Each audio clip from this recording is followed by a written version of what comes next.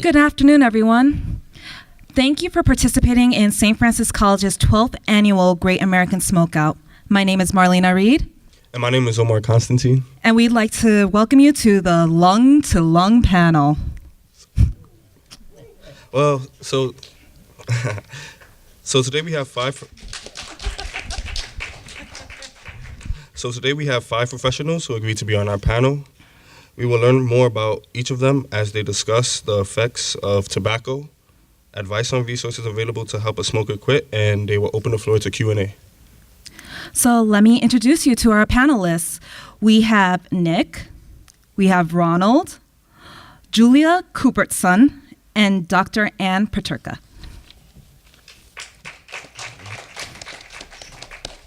Now it's time for the Q&A. We have a few questions for the panelists, so feel free to just chime in whenever you guys feel comfortable about talking. And then afterwards, they will open the floor for Q&A. Okay, so the first question, please share with us your brief biography and direct work related to tobacco education. So I'm Julia Cuthbertson, and I am from the Brooklyn office of NYC Smoke-Free. We're a program of public health solutions, which is a pretty big nonprofit that operates all over the city.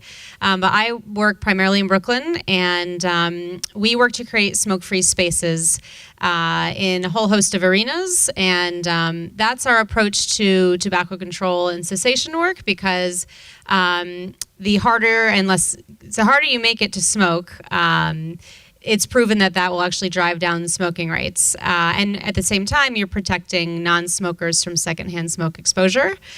So that's sort of our approach. And we also work with high school students to become their own health advocates. As we know, big tobacco targets young people, and 90% of smokers start before the age of 18. So it's really important to work with that demographic so that they never begin smoking. And our goal is to create a tobacco-free generation. So we work on educating a whole host of people, from students to community members and organizations to elected officials, sort of a whole host of community members. And that's all I'll say for now. So my name is Ann Paterka. Can you hear me? Can you hear me? No, it's loose. Okay. So I'm a medical liaison and a wellness consultant, and I was previously a medical director at a pharmaceutical company, and it's the same company that I worked with Brother Greg at for a number of years. And during that time, we developed a lot of health promotion programs and wellness programs, and even a global wellness initiative that's right now in 50 countries. So I'm not going to give you all where I went to school and things like that, but I am a physician, and I did a fellowship in integrative medicine with Andrew Weil. And the reason I'm telling you that is because over the years we've integrated a lot of those modalities in our treating of patients, including for tobacco cessation. And I also do acupuncture and cupping. So I want to go back a little bit. And just to give some background, and this is before my time, but back in 1965, 42% of adults were smokers. And at that time, the warning was put on the label, on the side of the packet at that time. The Surgeon General required it to saying that it's not good for your health. In 1991, when I came on the scene at Roche, about 25% of adults were smoking. And then in 2005, 5% of adults were now vaping. And then in 2015, 15% of adults are smoking yet, and now 10% are vaping. So you're seeing that there's like this equilibration happening with smoking. With tobacco awareness over time, more and more health conditions were realized as directly attributable to smoking, and the warnings increased through different modes of communication. You have now with Twitter and Facebook and all that. And when I came on the scene in 1991, they just stopped smoking at your desk. So could you imagine? I mean, I hear stories even from my mother-in-law when she was in college, where they'd have two little wells. One was for your coffee, and the other was a cigarette ashtray for smoking when she was in college. But when I started at the pharmaceutical company, they had just stopped smoking at your desk. And the reason being is because they found that there were health risks associated for the smoker, for the bystander, and there were an increase in healthcare claims. That healthcare related dollars were going up, and that more money was being spent on care rather than on prevention.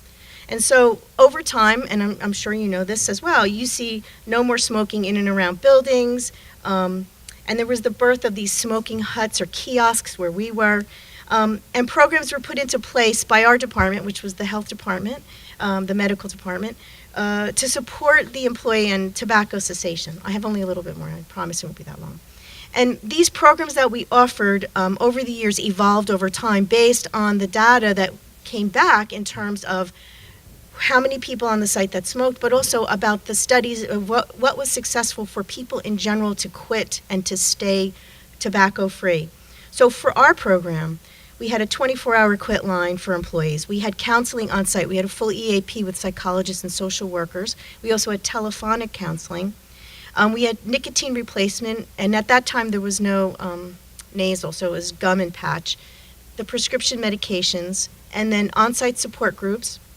And I did acupuncture for people that wanted to quit as well.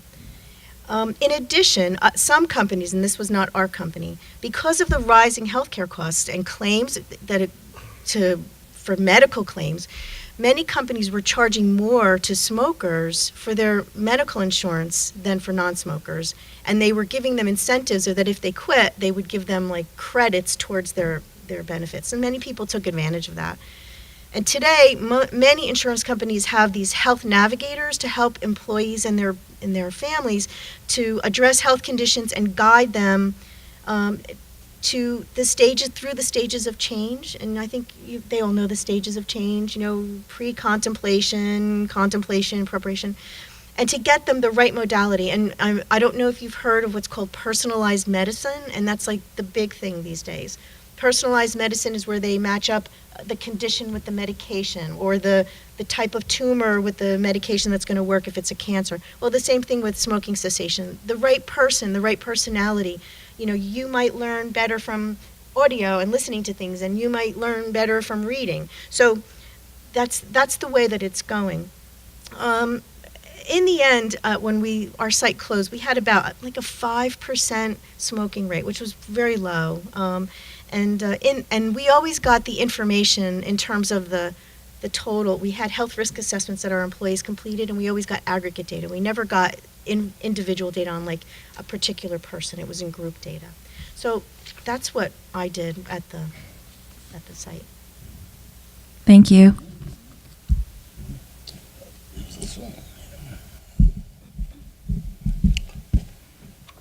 Hi, my name is Ronald, and I'm a nicotine addict. That's the way we introduce ourselves in Nicotine Anonymous. And I'm here not so much in terms of giving expert opinion, but giving my personal story in 2 or 3 minutes or less. I'm 70, almost 76 years old. I smoked for over 35 years. I'm blessed at the age of 59, I came into Nicotine Anonymous. It wasn't totally voluntary. It was largely out of fear, and it was also out of a little message of hope. I had been in other 12-step programs and dealt with alcohol and drug issues, but I was still smoking cigarettes. And I began to see some of my friends in AA who were beginning to die, not from their drinking or their drugging, but dying from their cigarette smoking. And so it made me begin to have to break through a lot of denial and rationalization that I had. And I was finally willing to accept some help. All I'm willing to say is that I now have 16 years and 4 months without smoking a Winston cigarette. And I mentioned Winston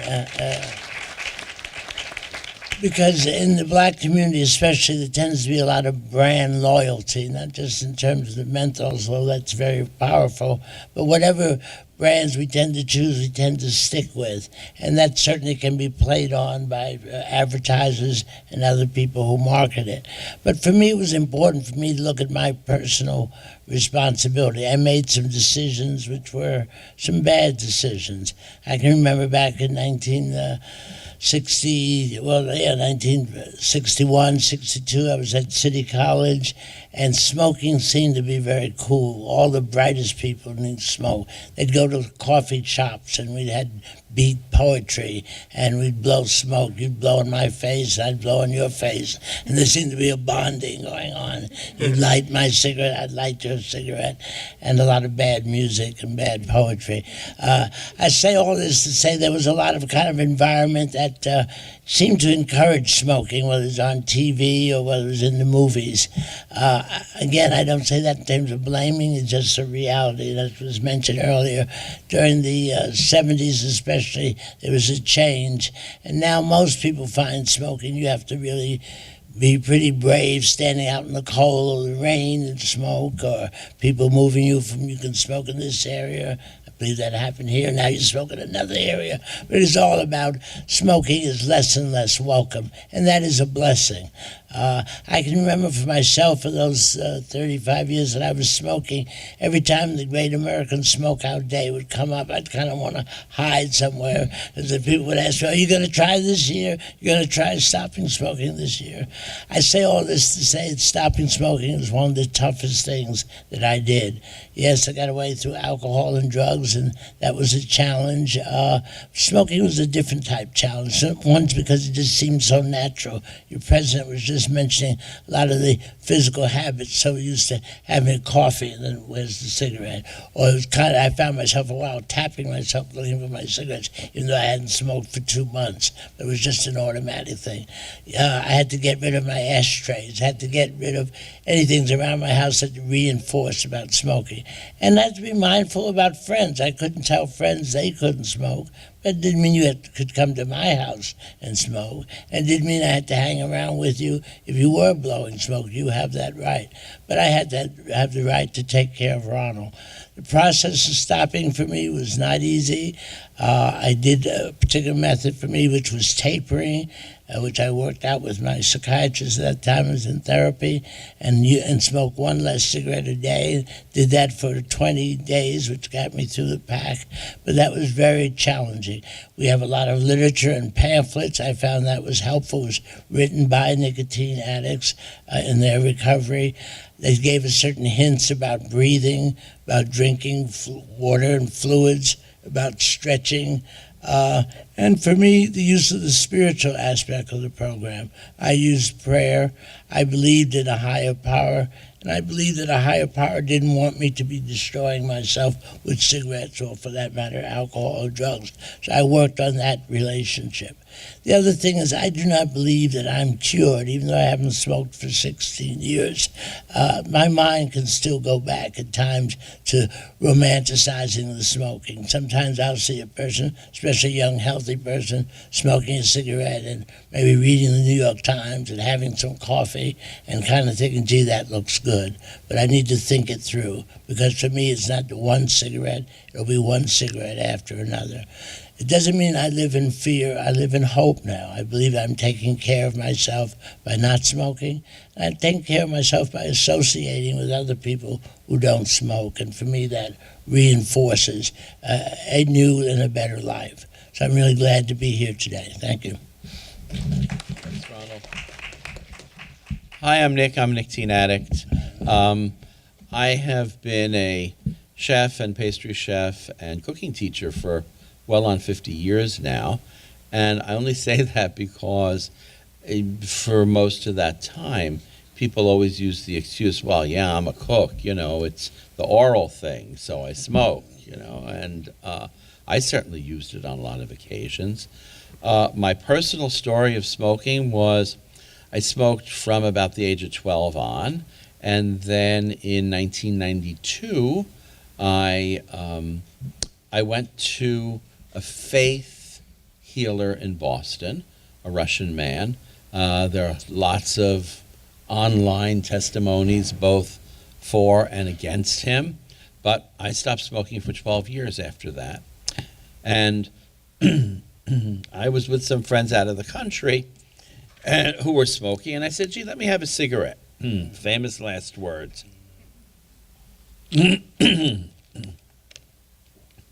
I picked up again, and during the intervening 10 years that culminated in my quit date of February 4th, 2014, I must have quit at least 100 times. And I became what I'd like to call a serial quitter. It was just, oh, smoking today? Yeah, no, maybe not. And, I'd go to meetings. I discovered Nicotine Anonymous about 6 years ago. And then it took me about five and a half months after I had the meeting list magneted to my refrigerator to actually get out of my apartment and go to a meeting. I was staring at it for a long time. And then it took me about a year and a half after that to quit. And it's not easy, but I know one of the things that helped me was I had 19 years of Roman Catholic education. And Brother Gregory, you have to put your fingers in your ears for this part. I really didn't want any part of that God of the nice old man sitting on the golden throne. And one of the things about Nicotine Anonymous is that you're asked to identify a higher power. Now, that could be any person, a god, saint, or any person, place, or thing that you can designate as your higher power. It doesn't need to be the God of any particular faith, although people who ascribe to a particular faith may, of course, use that. And once I got beyond that, that was what helped me quit. Because every time I got an urge, and during the many times I tried quitting, I would pray, or I would take a lot of deep breaths, or I would eat the probably 40,002nd chocolate chip cookie or something. But, everybody uses things that work for them to quit. And the great thing is once you quit, you have this kind of, a lot of people talk about once they've quit, it was lifted. You no longer have this burden of having smoked 300,000 cigarettes on your shoulder anymore. And it feels a lot better. And one of the things I'd like to do, I brought it in with me, because I know maybe there would be questions about what Nicotine Anonymous is and what we do. And this is our preamble that we read at the beginning of every Nicotine Anonymous meeting that takes place worldwide. One of the fascinating things that I just learned about Nicotine Anonymous within a few years ago is that there are over 200 meetings that take place on a weekly basis in Iran. So even all the way to the far, far east, Nicotine Anonymous has taken hold and is helping people quit smoking, but not only quit smoking, but to remain quit. And I know I can say that I go to a couple of meetings a week, sometimes 3, and all the people that we don't see for a couple of years and they come back to a meeting, when they come back and they say, I just quit again, the reason that a lot of people picked up again was the fact that they stopped going to meetings and getting the support from the other members. Okay, here's our preamble. Nicotine Anonymous is a fellowship of men and women helping each other to live our lives free of nicotine. We share our experience, strength, and hope with each other that we may be free from this powerful addiction. The only requirement for membership is a desire to stop using nicotine. There are no dues or fees for Nicotine Anonymous membership. We are self-supporting through our own contributions. Nicotine Anonymous is not allied with any sect, denomination, political entity, organization, or institution, does not engage in any controversy, neither endorses nor opposes any cause. Our primary purpose is to offer support to those who are trying to gain freedom from nicotine. Thank you. Thank you. So next question. Please share with us your tobacco-related research work or patient engagement in areas of prevention, behavioral intervention, and/or cancer-related care. I will start. So at NYC Smoke-Free, it's really all about prevention for our type of work. And we do this with a health equity lens. And so you're probably all aware that different groups of New Yorkers smoke at different rates and are exposed to secondhand smoke also at different rates. And this is primarily because big tobacco companies target different groups differently in terms of tobacco marketing and easy access to cigarettes. And we don't believe that is fair. So one of our initiatives, for example, is smoke-free housing, and we help buildings go smoke-free, meaning in residential buildings you can't smoke in any units. So it's not an anti-smoker policy, but just anti-smoking. So you can still be a smoker and live in those buildings. You just have to step outside to smoke. But what we found was that luxury buildings and market rate buildings are going smoke-free at much higher rates. Pretty much any luxury building at this point, when they open, is going to be smoke-free, and it's seen as an amenity. When you look at affordable and supportive housing, you don't see those smoke-free policies at the same rates. And that's concerning because the populations that live in affordable housing are more likely to smoke, and so you're more likely to be exposed to secondhand smoke in your own home. And in fact, Street Easy, which is, I'm sure you're mostly familiar with Street Easy, you can find apartments on that website, and they ran a study for us that showed that the average non-smoking unit in New York City costs $1,300 more a month than a unit that doesn't have smoke-free protections. So that just goes to show that you can literally, buy your health. If you have the resources, you can afford to live in a smoke-free building. And if you don't have those resources, you're often trapped in a building where you're exposed to other people's smoke, which is not fair. So we focus our messaging on, affording everyone a smoke-free start, and that everyone has the right to breathe clean air in their own home. And so we really focus on affordable housing and supportive housing to really, even the playing field.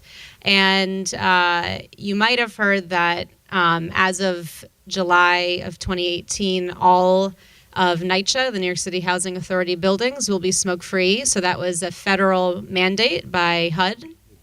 So that means all public housing authorities in the whole country are mandated to be smoke-free, and that's huge because that's going to affect 600,000 New Yorkers. So we're really happy to see that, and that's a big step in leveling the playing field. But that's sort of how we approach our work in terms of prevention and really focusing on the New Yorkers who need it the most.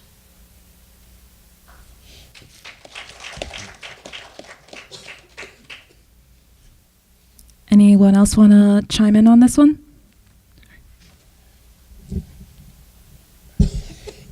I will say in terms of Nicotine Anonymous, I don't know exactly if we have prevention programs. What we do is try and make people aware that we exist. So that's part of the reason why we've been coming to Nicotine Anonymous as Smokeout, Great American Smokeout Day.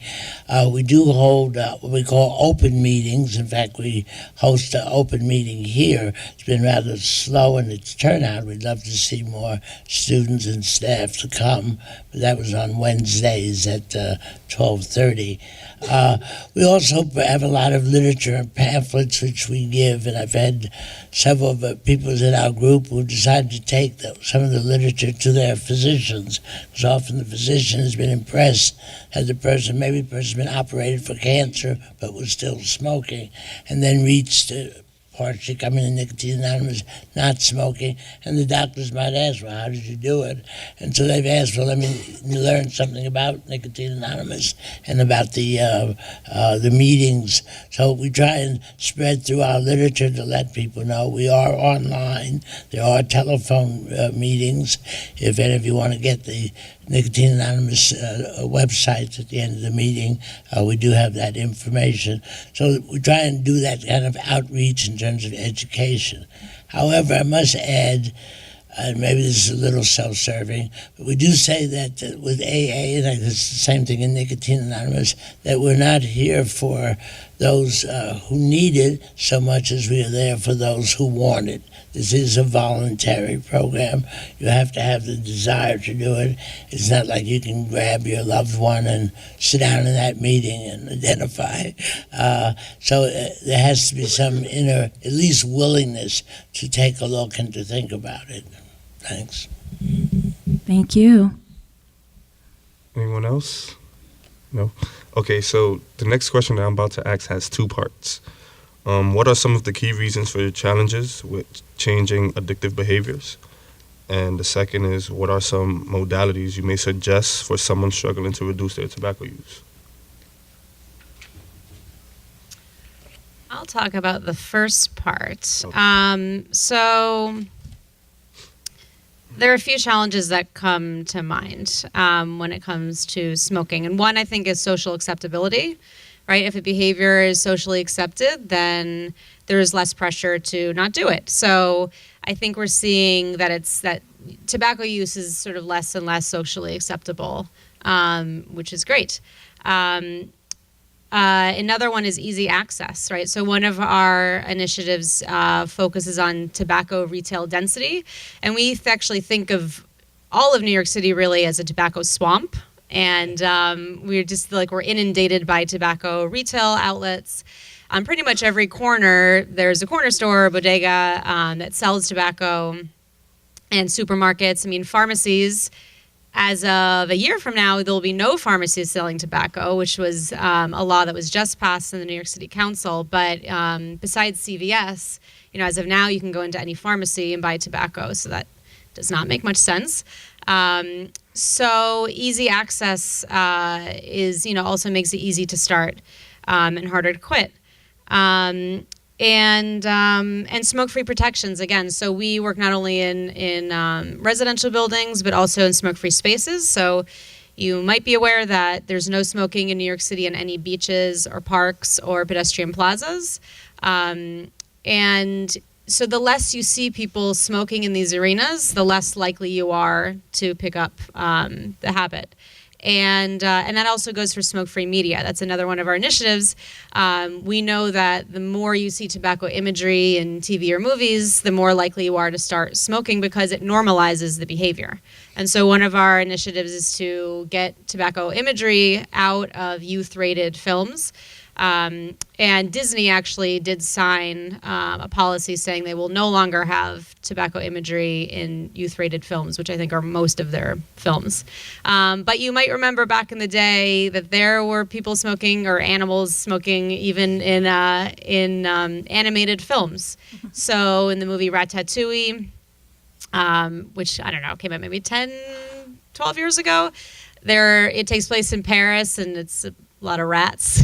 Well, they're smoking cigarettes because, it's seen as like a cultural norm over there. But what it's doing at the end of the day is it's sort of normalizing this tobacco use for kids watching it over here.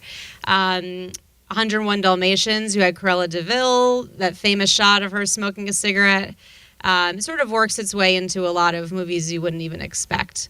And so really denormalizing the tobacco use, I think will help prevent, but having it be socially acceptable, widely available, and inexpensive, as it is in some places, makes it a lot harder to quit. I can add just a couple things. Some of the challenges to addictive behavior include the physiologic dependence, and then genetic predisposition, and then environments that support the addictive behaviors, which you just mentioned, being around other people who smoke and who use. And these longstanding behaviors and habits are difficult to change. In addition to the modalities that you'll already know about for stopping smoking, one of the things, because I touched base with a friend of mine who's a psychologist, and I said, do you have anything to add to this question? And she was saying that the one thing that she knows is that that's very helpful are these stop smoking groups, such as Nicotine Anonymous, these structured programs that help patients identify their triggers, because there are certain things that may trigger one person and not trigger another, and to find ways to do self-soothing and address the anxiety that maybe is treated. You do the self-treatment with the nicotine to find other ways to do self-soothing. So that was the other thing, these support groups with strategies for quitting. One of the things that Nicotine Anonymous does is when a smoker comes to a meeting, they're welcome. Nobody casts any aspersion on them because they're smoking. We have one member, and he happens to be a good friend of mine, who talks about how he came to meetings for 15 years before he quit. And nobody ever said, hey, get out of here, you're still smoking, or what's wrong with you? You've been coming for 15 years and you haven't quit. That's not part of our vocabulary. We embrace everyone. Everyone is welcome. If you didn't smoke for 40 years and you come back and you come to a meeting and say you have one day, everybody will applaud because you've got 1 day smoke-free. So there's no judgmentalism. And I think that's one of the things that helps to make it work for people. Everyone is welcome. Everyone in the group will go out of their way to make a new person welcome. And I don't know if everybody is familiar with what 12-step programs are. These are based on the 12 steps of Alcoholics Anonymous that were written in the, help me on this, Ronald, 1930s. Yeah, by Bill W. and his associate, Dr. Bob. And they describe a suggested path of recovery. So whether or not you apply yourself to doing and experiencing every one of the steps, we still read them at every meeting so that people can start to become accustomed to what they mean, so that even after a little while, they start to feel how they're working within them. I'm just going to read a couple, and this is how we start out. And step one is, we admitted we were powerless over nicotine and that our lives had become unmanageable. So that's the lodestone. That's what's going to get you to really admit to yourself that you've got to do something about it. Although I know someone whose sponsor says, you can do step one real easily. You go through the door and into the meeting. And the other thing I wanted to say too is that we use a system of what we call sponsorship, where a person who is maybe smoking and has come to a meeting, or what happens also pretty often is people who have maybe 2 or 3 days nicotine free come to a meeting and say, I haven't smoked or I haven't dipped or vaped in 3 days and I'm ready to kick the windows in, or something like that. And sometimes that person will agree to have a sponsor who's somebody who's a little bit more experienced but doesn't need to have 50 years smoke-free or anything like that, and just that they can talk to them so that the sponsor can offer questions, but mainly that the sponsor is just there. And if you feel a craving during the day, my first 90 days smoke-free, I called my sponsor 2 or 3 times a day, and he was never impatient or disgusted with hearing from me. He always had a word of encouragement whenever. Sometimes I just call and said, hi, I'm not smoking, I'm feeling okay. And that really helped make a difference for me, being able to communicate with somebody. Sponsorship is a really important aspect of what we do in Nicotine Anonymous. Thank you. Ronald? Yeah. If I may just add additional thing in terms of what Nick just shared. Many of us believe that the use of alcohol, or for that matter, cigarettes, is really a symptom, and that the deeper issue has to do with things going on inside of us, inside of our hearts, inside of our minds. And so for me, the steps were real important, because it wasn't just enough for me to stop smoking, but I had to take a look at the things that made me want a cigarette, that made me think I needed a cigarette. In fact, you hear many people often say, I need a cigarette now, not just that they want one, and really give it more agency than it really has. But in our mind will be convinced I can't get through this unless I light up a cigarette, and I certainly was there. The steps allow us, and again, you have copies of it in our pamphlet table outside of the steps, to take a look at me, at my character, my relationship with a higher power, take a look at my relationship with other people, getting honest about how, making amends in terms of people that I've hurt, because often my focus was on myself and me and what happened to me and what people did to me. And I had to take a look at how I affected other people by my behavior, and to take a look at a different way of accepting responsibility for myself and look at ways that I could be helpful to other human beings. Those steps, which was mentioned, AA was founded back in 1935. Then they actually just had 6 steps. They were part of another group that existed for some time, and then they were expanded to 12. But all of them were with the idea that there's a spiritual aspect to our recovery, there's certainly a psychological aspect, and then there's the physical aspect. The steps allow us not just to stop smoking, but take a look at Ronald and what kind of things caused me to do the things that I did, including the smoking. Thank you. The next question is, what are your thoughts on e-cigarettes, vaping, hookah, related to safety, utility for tobacco cessation, and long-term effects? Can I start? Yeah. We really hate vaping because everybody thinks, oh, I can do this, and it's really not smoking. And even if you vape the stuff that has no nicotine in it, it has poisonous chemicals. So you're not smoking cigarettes or a pipe or, what else? Chewing tobacco. But, it's just another form of it. And it's also another form of making people addicted to something. So I did some background looking up on vaping, because I'm not as familiar with vaping. But what I found was that, in general, vaping causes inflammation of the cells in your mouth and promotes gum disease, eventual tooth loss, and lung damage, which it's hard to fathom when you first think about it. But it makes it harder for the lung cells to repair themselves. With that liquid that's being heated, it transforms these harmless chemicals that are in that vaping solution, or whatever you want to call it, into more toxic ones. And so wound healing is impaired. So we have what's called fibroblasts, and those help us to heal. And inside every cell, we have what's called mitochondria. They're like these little powerhouses. And the mitochondria become affected. And when these powerhouses are affected, the fibroblasts don't work efficiently anymore, and wound healing doesn't happen. It doesn't happen in your mouth, and it doesn't happen in your lungs. Vaping, it has nicotine. It does have less than regular cigarettes. But it also has formaldehyde and diacetyl, which I don't know if you've ever heard of, called popcorn lung. They were using this in making popcorn. It was like the oil.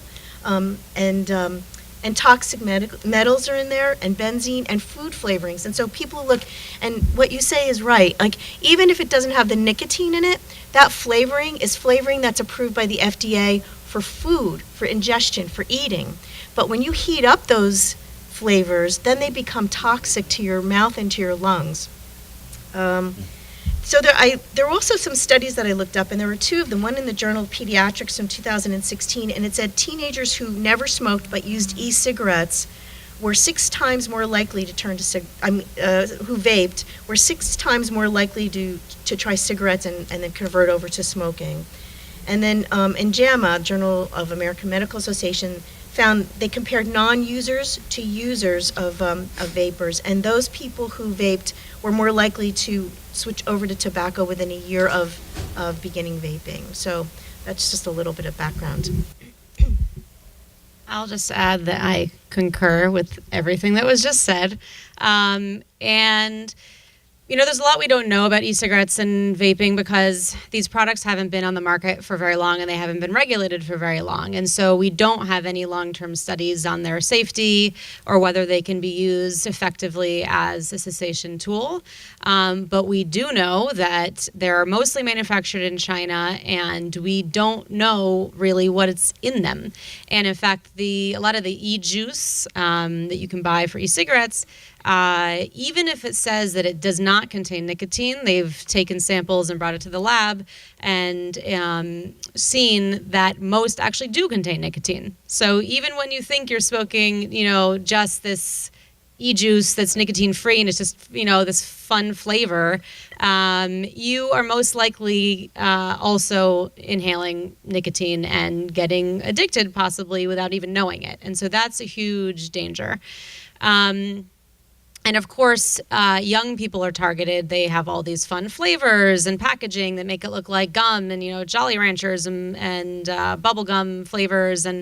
And clearly that's marketed towards young people. So, the statistics that were just mentioned, those are really alarming because we see it really as a gateway to conventional cigarettes. A lot of teens are smoking at twice the rate as they are conventional cigarettes, and most say that they plan on moving on to conventional cigarettes.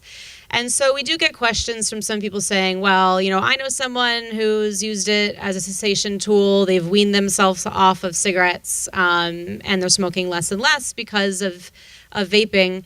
And that's great. There is that anecdotal evidence. And if that's true, then they can potentially be used in a certain, way for certain populations. But generally speaking, they're really a pretty dangerous product. And big tobacco, we're sort of like in the 1950s and 60s all over again. They're trying to market them as this like healthier, safer alternative. They want to make them look cool. There are all these vape shops that have popped up, especially in Brooklyn. They're getting celebrities to market them on social media. It's like, didn't we just do this a generation ago and now we're doing it all over again? So there's a lot of misinformation out there and we're trying to sort of set the record straight and especially address e-cigarette use among young people because it could very well lead to a lifetime of addiction. Okay, so now we have one more question for you guys. How can individuals use their Franciscan heart of compassion, kindness, and respect to help someone trying to reduce and or cease smoking behaviors? Go ahead. I think that's a great question. I always consider myself a Presbyterian, but I guess I can have a Franciscan heart as well. But the key word that I think I heard you mention is compassion. I think it's really difficult to help a person with any addiction if you come up with the finger pointing and with a lot of judgment and a lot of criticism. Even though you may be very frustrated with the person who's smoking and who's smoking, certainly secondhand smoke has effect on the loved ones and family. But I find it's important to have some compassion, to have some patience. It's important, as I understand, I also am a physician, that addictions are chronic illnesses, and we have many chronic illnesses, including diabetes and asthma and hypertension, and there may be some relapses, and the thing is not to then become judgmental and upset, but really to work with the person around their relapse to find out what was a particular trigger that works. I think we can help change behavior if we at least are showing that we really are caring about the person who's we're offering the change. I also had to see that what you were saying made some sense for me, that I had to see that was I having some effects. And it was clear for me to begin to see what the cigarettes were doing, both in terms of my health, in terms of just how I was relating to people, and sometimes an attitude that seemed to go with my smoking, which included a lot of self-centeredness and a lot of doing what I want when I want it. So if I have somebody around me who may be offering their own life change as an example, and that's what happens in Nicotine Anonymous. We're surrounded by people who used to smoke the way I do, but who are not smoking now. To not make it so much a right and wrong issue, but rather, do I care enough about Ronald to stop putting this poison in me? So I think some compassion and some human examples are very helpful.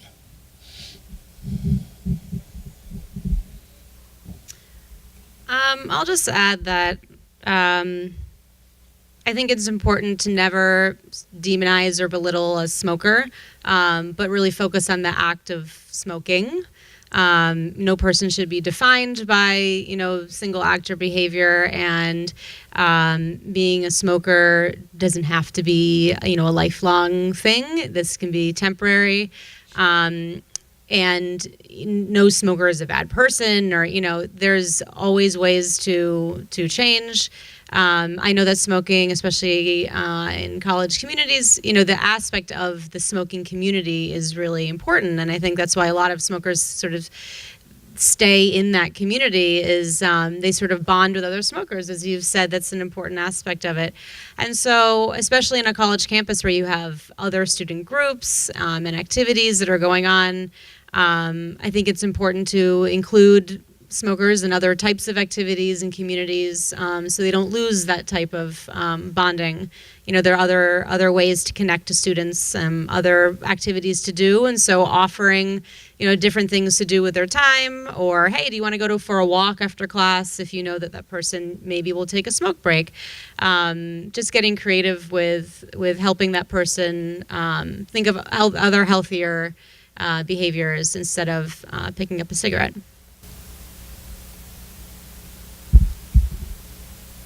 So what I did was I looked up some of the writings of St. Francis, and so at first I was looking at the Beatitudes, and I thought, the Beatitudes, it doesn't really apply to this. But I found something here, and he wrote, "Start by doing what is necessary, then what is possible, and suddenly you're doing the impossible." And I thought, wow, that really applies. And so some of the things that I think that to show the Franciscan heart of compassion and kindness would be to adopt a person. And one of the things we did in one of our Great American Smokeouts, I went through all of my papers, and I found that we had adoption papers, that we adopted people during our Great American Smokeout. And on it, it said that I, whoever that is, will do all that is within my power to help you, whoever that is, not to smoke, and on my honor, as part of the bargain, I promise to do the following to accomplish our goal. And one is to praise you for having the willpower to give up nicotine for a day, to reassure you that there are still only 24 hours in a day, and to help you remember your commitment not to smoke.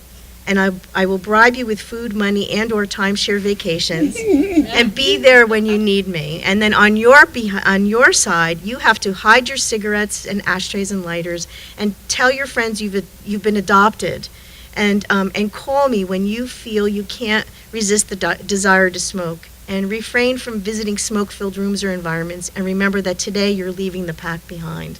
So I thought that was very applicable, and I was pleased to have found this. So anyway. Great.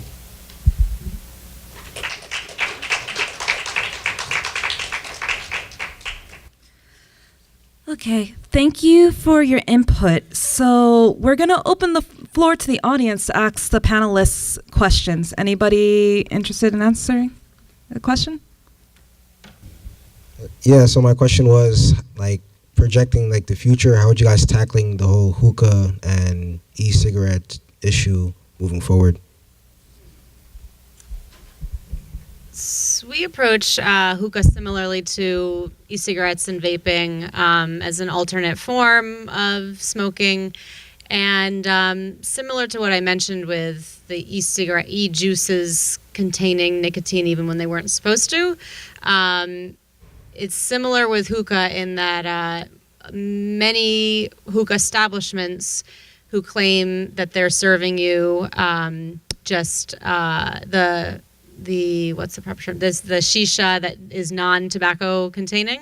Actually, most of it does contain tobacco, and so people are being exposed. And they actually, we know this because they did sort of a sting operation like 2 years ago. They sent, I think, NYU students into some hookah establishments, mostly in Manhattan, and they took samples. They put it in a plastic bag and they took it to the lab, and it came back as being positive for tobacco, when that actually is a violation of the Clean Indoor Air Act, since we can't smoke any tobacco products indoors. And a law was just passed this past August that it restricts hookah use a great amount by providing more oversight and restrictions around it. And this is one step in preventing, access, especially to youth, to hookah. But it's tricky because it is really like a cultural, it's really ingrained in certain cultures. And so like Bay Ridge has seen, a lot of problems around hookah use because they have a high concentration of hookah bars. But I think we are taking steps in addressing sort of the truths behind hookah. It's not just like this flavored herbal stuff that you smoke. It actually is pretty dangerous. So part of it is just exposing those truths and then having the legislation that kind of protects people against it, just like any other form. First, thank you so much for this enlightening and inspiring panel today. And thank you to the Nicotine Anonymous members who have attempted to get our meeting going here at St. Francis College. Any advice possibly for us on what we can do to kickstart our efforts to grow our meeting? As far as meetings are concerned, on our website, on the Nicotine Anonymous worldwide website, there's a little box and it says, want to start a meeting? Well, you might be sitting there alone for a long time, but eventually people will come. The problem we're having right now is finding the person to sit there alone, because we're facing a reduction of membership, so that the amount of people available to volunteer during the day are very few at this point. So as soon as we can find someone, my idea is if we can find, say, 3 or 4 people who need only come once a month, we might be able to get them to see it as more attractive and less of a commitment. I myself have a commitment of service to 2 other meetings during the course of the week, so it's kind of hard to add. One of them is on a Wednesday too, the day we chose to have the meeting. But our higher power and St. Francis are both rooting for us, so I think we'll manage to take care of it soon. Right. Ronald? Yeah, I'd just like to add that part of the way I first had contact with Brother Gregory was through the fact that we have 2 meetings in Brooklyn, one in Park Slope and one in Bedford-Stuyvesant. And both those are small, but they've continued now for over 2 years. And we have a number of people who have gotten some recovery time. So I think the issue is continuing to be there, to be present, to have as welcoming a environment as possible. We try and be flexible in terms of time. The meetings are what we call open meetings, so you can attend a meeting even if you're not yourself there, in terms of stopping smoking. And often it is because of concern for a loved one that makes a difference. So I think our sense is we don't give up. I've been chair of a meeting in Manhattan, shared it for over 16 years, so we continue to go. It was there when I first started, and I've tried to continue that legacy. Anne, did you want to add something? I wanted to ask, did they ever, or do they, and they may do this, so do they do like Skyped meetings where you can, because maybe you can't leave your desk for very long, but maybe you could, do they do that now, and that you could Skype into a meeting? We have one branch of our fellowship that we refer to as VONR, which is Voices of Nicotine Recovery, and this is entirely online based, so you can sit at your desk when you should be working and attend a meeting, and Lunch hour. Okay. Yeah. And actually, those Vonner is very impressive. They have meetings going on pretty much throughout the day and evening, every day of the week, and then we also have phone meetings, which because I have always have had a varied work schedule. When I was first trying to quit, it wasn't convenient always to go to a meeting. So I tried the phone meetings, and I found them really inspiring because so many of us who kind of had the luxury of smoking and not really getting any bad negative health consequences. When you do a phone meeting, you hear about people, some of whom who can barely talk because they have permanent trachs, or people who say, yeah, I live in Chicago, but I'm really homebound because I can't go anywhere without my oxygen and my wheelchair. And it was a real wake-up call for me because, I was one of those, oh, well, I just love to smoke people. So phone meetings are great, too. What we're finding now, too, is that the membership in face-to-face meetings is reducing, but the membership in internet and phone meetings is soaring. Hi, good afternoon. I came in a little late, so maybe the question isn't relevant, but I'm a professor of nursing here at St. Francis College, and I was just wondering if anyone spoke about motivational interviewing as an approach to changing behavior, or if you didn't, if you could talk now to some of my students. I'm about to lecture on that next week as a way of an approach to behavior change. Is that something that any of you are familiar with a little bit? No? I am familiar with it, but we didn't use that I am familiar with it, but we didn't really use that at the time when I was at the company. So that's come into like the popularity and part of the modalities in the past. I would say 5 to 8 years. When I did my integrative medicine fellowship, we had a whole section of training on motivational interviewing for all medical aspects of medicine and medical conditions. So, there is the utility of it, but I can't really speak to it in terms of specifically for smoking cessation. I think motivational interviewing was originally was for addressing substance use. I know that the gentleman. I'm sorry, I don't know everybody. Yes, you seem to have spoken a lot about motivational interviewing concepts, just being very client-centered, supportive, compassionate, not judgmental. So those are all things that are part of the motivational interviewing approach. I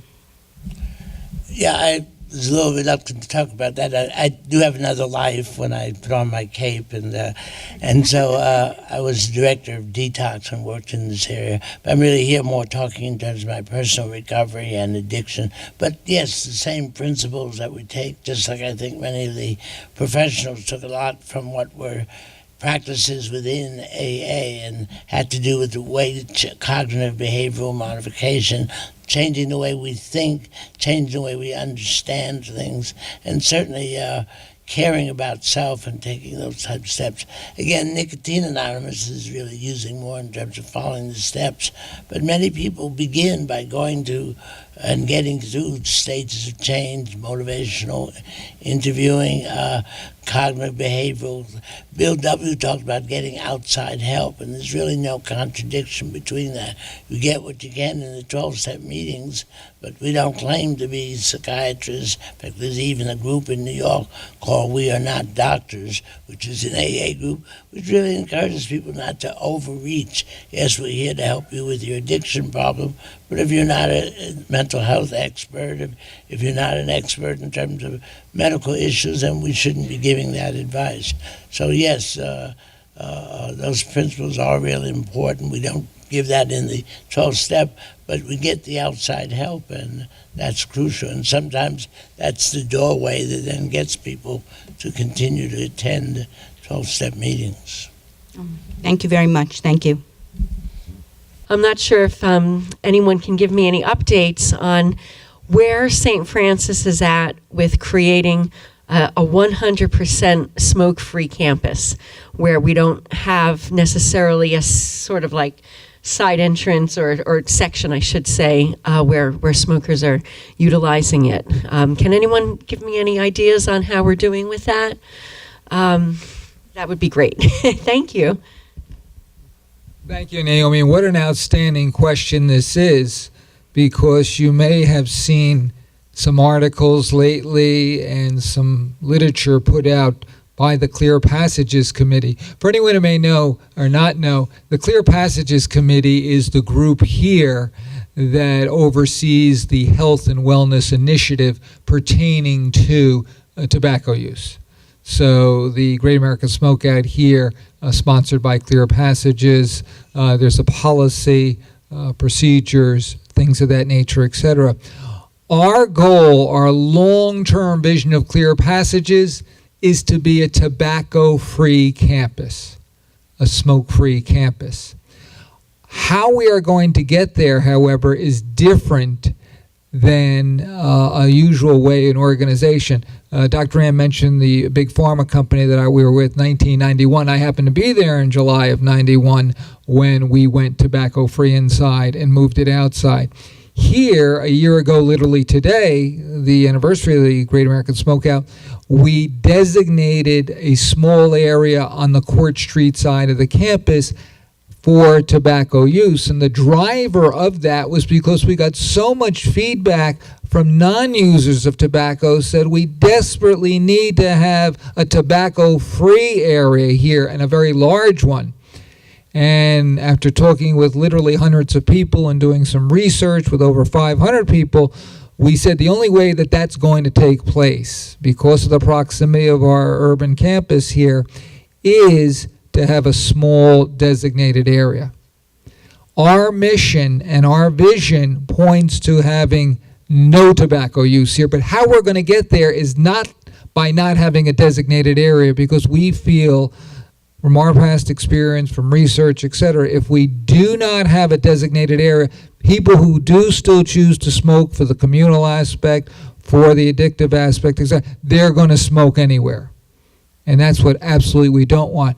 Our vision is to create a 100% smoke-free environment by having days like this, by having education, by having the Franciscan heart. So literally, no one here in the St. Francis College community anymore will use tobacco. We hope if we continue to have events like this and other things that we do here, that literally every person, faculty, staff, administration, in particular students, will say, yes, I realize smoking is not healthy, and we are going to have healthier habits that we are going to embrace as a result. So that's how we feel we can get as close to that 100% as possible, and hopefully one day to that 100%. We'd like to try to have a 100% smoke-free campus the conventional way. We've tried it a couple of times, it just has not worked. I hope that helps. Dr. Ann. I want to make a comment. During my time at the pharma company, we participated in the president's, it was the president's gold standard for cancer, and it was under Bush 41, and it was started, I think because he had a child that had died from cancer, not from smoking related, but so it was a challenge to all companies to put things in place for prevention of cancer, and also for people who have cancer, so to make things easier. And one of the goals was to be considered a gold standard company is you had to be 100% smoke free. And as we sat around the table with these other companies, some it was very easy. They had these big rolling campus with fields, miles and miles of green, so they could easily say no smoking on the campus. But many of our companies were on just like this, on a street. And so there were the challenges of our neighbors. And so if we said you couldn't smoke near or on our property, then we were worried and concerned, because companies were telling us, well, we had people that would drive around on their lunch hour or walk down the streets and hang out. So that it was much easier to have a designated small area. And over time, and they assured us that there would be this attrition of smokers over time from that because of the weather and everything else that they wouldn't want to do it. So I know it's tough and it's a hard thing to do, but you have to do it. You have to crawl before you walk. I mean, that's. Well, thank you everyone for your time and input in this discussion. Let's have one last round of applause for our panelists, please. And on behalf of the Clear Passages Committee, we want to thank you for attending the Great American Smokeout. And we'd like to thank the audience for their participation and have a wonderful rest of your day and enjoy the last bit of our health fair. Have a good one, guys.